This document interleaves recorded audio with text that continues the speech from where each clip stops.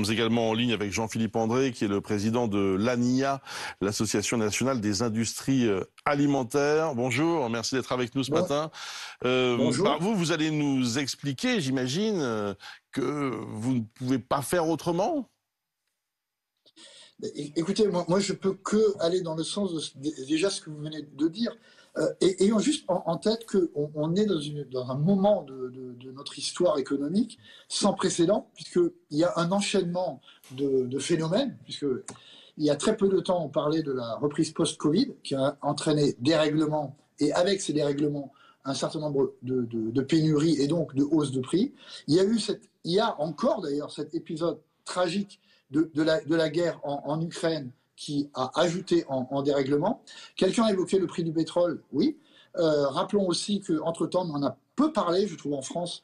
On a un dollar qui, il y a un an encore, était à 1,17.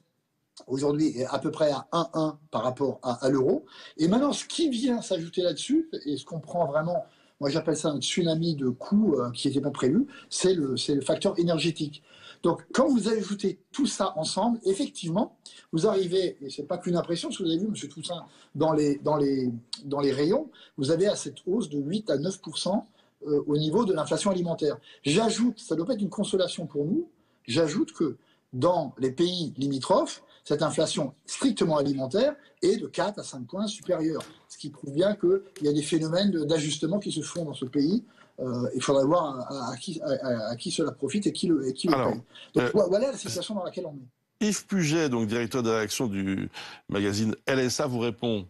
Oui, non, je suis entièrement d'accord. Je voulais juste ajouter une chose. Il ne faut pas tout mettre sur le dos de l'Ukraine. Il ne faut pas oublier que déjà en octobre 2021, tout le monde disait qu'on aurait de l'inflation sur l'alimentaire en raison de la loi Egalim 2. Tout simplement parce que les matières premières ont été sanctuarisées. Donc déjà, des distributeurs annonçaient dès il y a juste un an que l'inflation serait peut-être de 3 à 4%. C'est le premier point.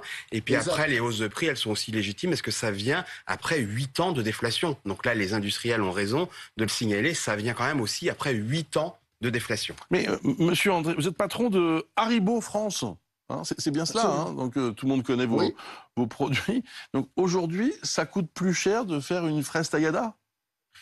Alors, la fraise tagada ou un dragibus, M. Toussaint, c'est selon. Je vais essayer de vous expliquer pédagogiquement. Le but, c'était pas de parler de Haribo aujourd'hui, mais l'exemple est intéressant. En début d'année prochaine, vous avez sur ce qu'on appelle dans le jargon les matières premières agricoles. Dans notre cas, c'est de l'amidon, c'est du sucre. Vous avez une augmentation de l'ordre entre 75 à 100% de l'aspect matières premières. Le deuxième facteur d'augmentation qui représente les matières premières, ça représente à peu près 40% du coût de production. Le deuxième facteur de coût de production, c'est l'emballage. J'ajoute, parce que moi-même, je l'ai redécouvert à travers les factures, que dans nos cartons, dans nos cartonnages, il y a 10% d'amidon. C'est encore de la matière première agricole. Ce choc sur le papier et le cartonnage est de l'ordre de 30%. En prenant uniquement ces deux aspects, une entreprise comme la nôtre, mais notre cas est comparable à l'essentiel des PME et PI, les 16 000 que nous représentons dans l'agroalimentaire, vous annulez complètement, on va parler français de manière soit compréhensible, tout le bénéfice de l'année 2022. S'ajoute à cela le coût de l'énergie. Une entreprise comme la nôtre, on a payé cette année, on a payé l'an dernier, on a payé 2,5 millions de gaz et d'électricité. On va payer cette année aux alentours de 3,5 millions. La facture pour l'an prochain contractée est de 12 millions.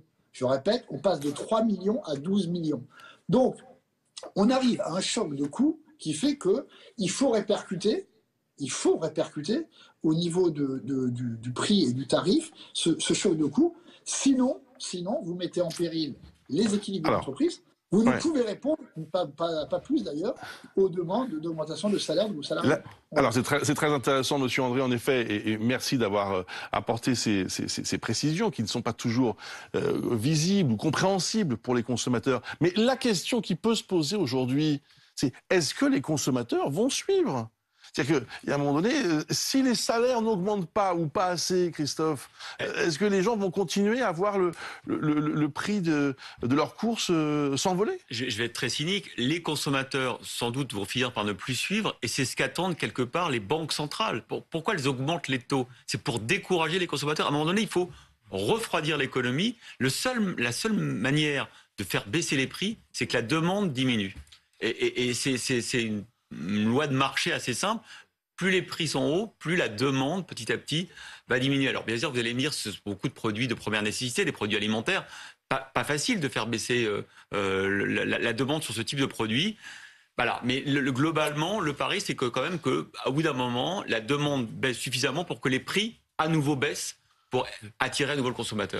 Oui, c'est pas le seul moyen. Et notre moyen, c'est tout simplement les gains de productivité. Moi, je me souviens d'un ancien ministre qui voulait taxer les robots en France. Non, il faut au contraire encourager les robots en France parce qu'il faut absolument trouver des gains de productivité. Lorsque dans un magasin hors crise, vous avez 7% de taux de rupture, ce n'est pas normal. Donc, il y a aussi des gains de productivité. Je pense que le commerce ne peut pas toujours se retourner contre l'industrie en disant il faut des prix encore plus bas. Il faut que l'ensemble de la chaîne s'améliore tout simplement pour trouver des gains de productivité.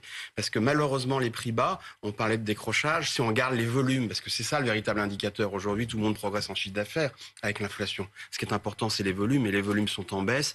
Et si on regarde des chiffres de Kantar, les volumes sont à peu près stables pour les foyers aisés, pour les foyers, la classe moyenne, mais pour les foyers modestes, les volumes sont en baisse de moins 5%. Ouais. Donc alors, là, on commence à parler de décrochage. J'aimerais qu'on retrouve tout de suite Grégory Boulor, qui est maire adjoint chargé des politiques sociales à Gennevilliers, dans les Hauts-de-Seine.